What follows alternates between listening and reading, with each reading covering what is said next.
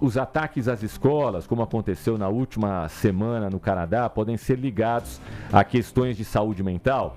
Como esse tema deve ser trabalhado dentro das próprias escolas? A Estela Ribeiro conversou com o Dr. Anderson Rosa, professor e pró-reitor de Assuntos Estudantis e Políticas Afirmativas da Universidade Federal de São Paulo e também coordenador do Projeto de Promoção da Saúde Mental nas Escolas, que falou dos perigos dessa associação.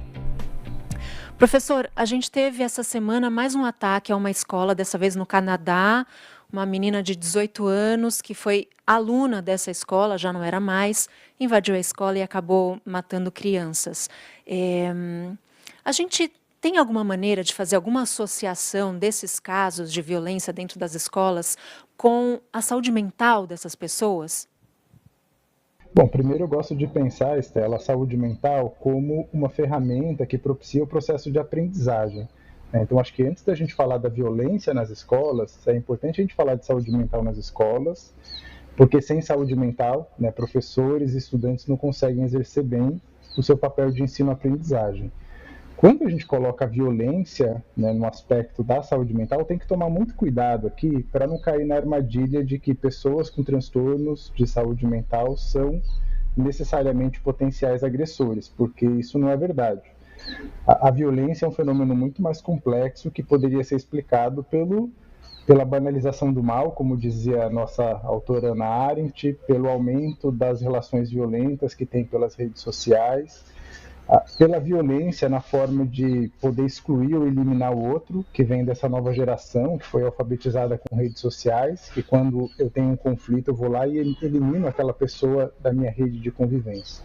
Então tem que tomar muito cuidado para não associar o transtorno mental ao aumento do índice de violência, porque eu acho que aqui a gente pode cair em armadilhas e aumentar o estigma da saúde mental, que é um processo que a gente vem tentando desfazer desde a década de 90 com o processo da reforma psiquiátrica. Lembrando que, historicamente, as pessoas com transtorno mental elas eram trancadas em manicômios, elas viviam condições insalubres justamente porque tinha esse preconceito na sociedade. Então, a gente está no momento de se distanciar e de tratar as pessoas com transtorno mental com respeito, com dignidade, e a associação com violência ela pode ser perigosa.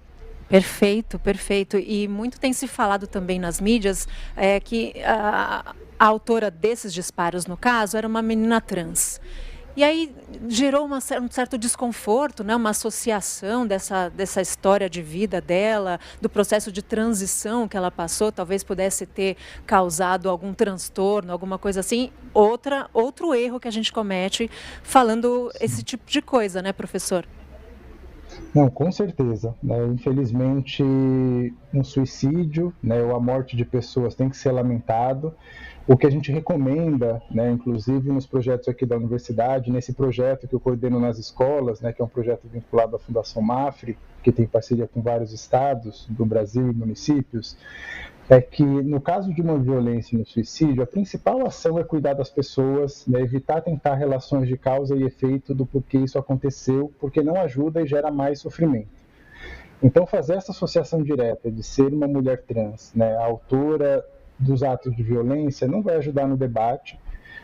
Eu vi algumas colunas que me deixaram muito preocupado, associando essa questão da transição de gênero, do uso de hormônios, e não tem nada relatado na ciência de que aumenta a agressividade ou que tenha o risco de violência por essas pessoas por conta do processo de transição de gênero. O que a gente tem de dados é exatamente o contrário. Então, o Brasil, há 16 anos, é o país que mais mata pessoas trans no mundo. Esse é um dado que não temos que nos orgulhar. Então, me parece que as pessoas trans na sociedade atual elas são muito mais vítimas do que potenciais agressoras. Professor, e como é esse trabalho do incentivo à saúde mental dentro das escolas? É uma abordagem diretamente com os alunos, com os educadores? E a gente trabalha com os professores, tentando dar ferramentas para que esses professores possam lidar com as questões de saúde mental. Lembrar que a formação do professor ainda carece de um maior aprofundamento nas questões de saúde mental. E aqui, Estela, a gente tem que tomar cuidado para não achar que devemos delegar ao professor responsabilidades que são de profissionais de saúde. Então, a gente não quer que a escola vire um espaço de cuidado, não é nada disso. Mas a gente quer que a escola entenda as questões de saúde mental, que a escola possa ser um espaço de promoção da saúde, né? E aqui eu vou dar alguns exemplos. Então, na escola a gente desenvolve, né, habilidades sociais, a gente tem momentos de atividade física, a gente tem oportunidade de uma alimentação saudável, a gente aprende, né, sobre diversas coisas, e a educação também ajuda a gente a promover saúde mental, boas relações sociais. Então, a escola, na essência, ela tem que promover saúde, e é isso que o nosso projeto tenta induzir.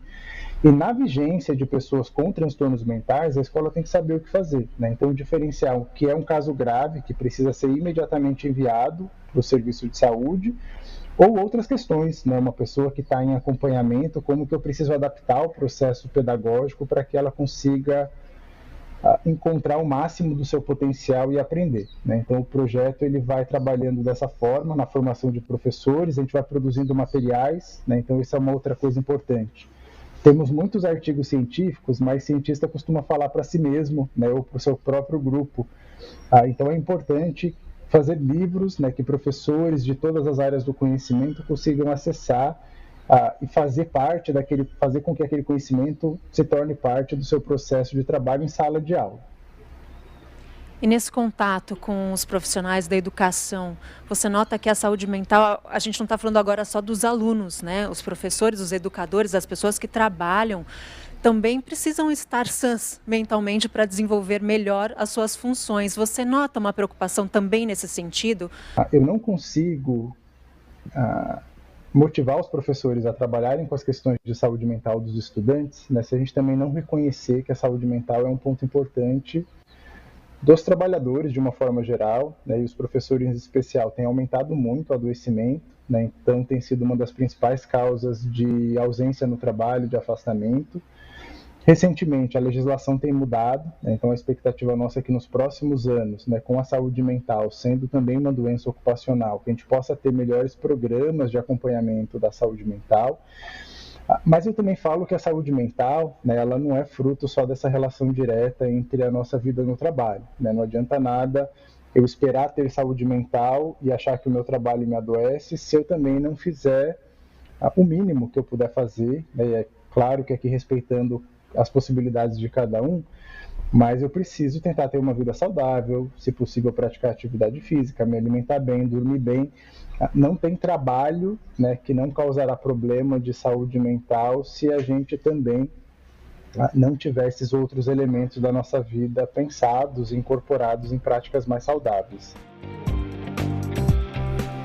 Muito bom, sempre importante falar de saúde mental, né, Tomás? E a Estela em grande fase, hein? Muito legal essa matéria, esse trabalho aqui para o nosso Link TMC.